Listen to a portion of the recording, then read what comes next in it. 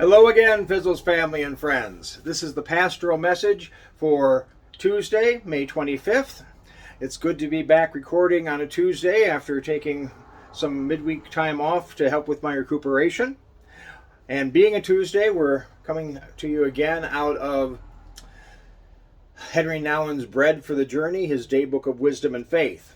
Nouwen's in the middle of a few days of what he calls Jesus' self-portrait. And today, his part of that self-portrait is called Jesus is Gentle.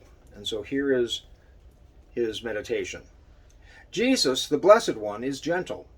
Even though he speaks with great fervor and biting criticism against all forms of hypocrisy, and is not afraid to attack deception, vanity, manipulation, and oppression, his heart is a gentle heart.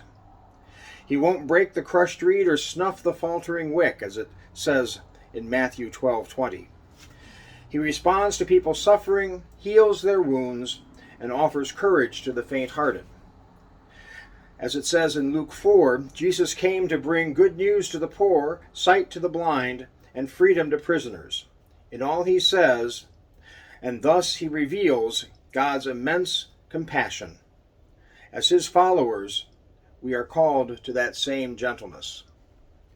And so, as Nouwen points out, Jesus was never shy or meek about pointing out actions and attitudes that went against God's way of love and justice and mercy, but he always continued to love those around him, and his message was a message of inclusive love, a message that God is calling the sinners back to God, and that we all are surrounded in that love of Jesus, that love of God that we know through Jesus, and that we are called to love as Jesus loved.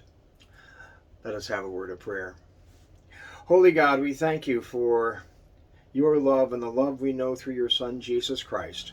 Help us to model that love in our lives, even as we stand up for what is right and speak out against what is wrong. Let us do so with love in our hearts, for we know that each person is your beloved child. Guide us on our way as we fulfill our calling as your disciples, O Christ. Amen. I look forward to coming to you again some more this week in video messages, and then we'll have our live worship at 10 a.m. on Sunday, followed at 11:30 with our Zoom gathering for those who are not able or not ready to return to live worship yet.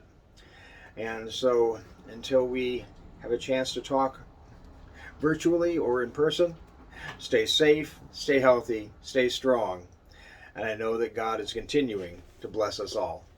Goodbye for now.